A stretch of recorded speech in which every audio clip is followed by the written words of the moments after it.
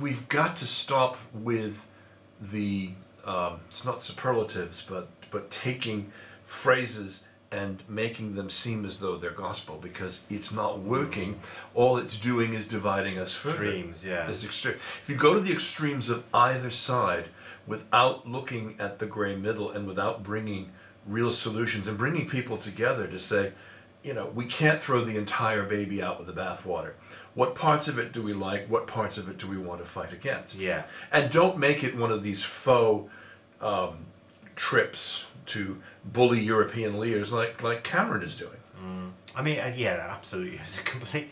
This whole thing about, Cameron getting a deal on 4 years before immigrants can claim benefits. They don't want to come here to claim. He knows that.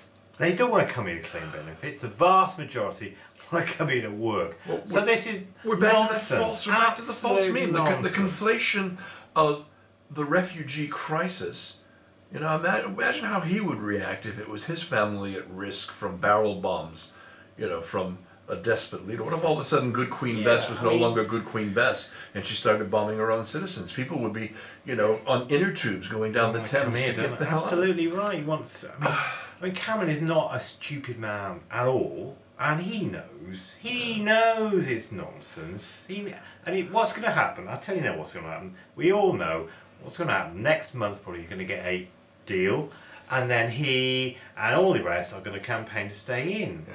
I mean, he wants to stay in because he knows it's going to be, as Carwyn said, devastating for Wales and Britain, the UK, if we pull out the EU. Yeah. I mean, the argument, if you go beyond the kind of the level of a shallow debate and dig slightly deep, even slightly deeper, you realise what a load of nonsense this is. Yeah. We need to be in there to change things, but also because there are a whole load of trading partnerships that we benefit from, and being outside the EU, we won't benefit from them. They'll just tell us what to do.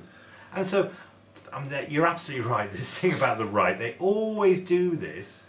It's just a common denominator. The SNP-backed Labour government is dangerous for Britain. Just plug away at these things. And Nigel Farage is plugging away at this issue.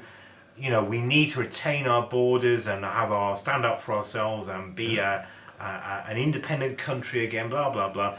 And that will play with a certain level of voting. But it's very dangerous. I mean, if you think about how many votes UKIP and seats UKIP is likely to get, because they have, again, going back to what we talked about last week, the celebrity nature of politics. I mean, no other party was in the room last night. It was, only reason Carwyn was there because he was First Minister. All right, so you had the Labour First Minister and you had UKIP there, and you think to yourself, where's everybody else? And is it going to be this way until May? That's very dangerous for every political party and for politics in general, because it will be reduced to soundbite journalism, and that's how we're going to go.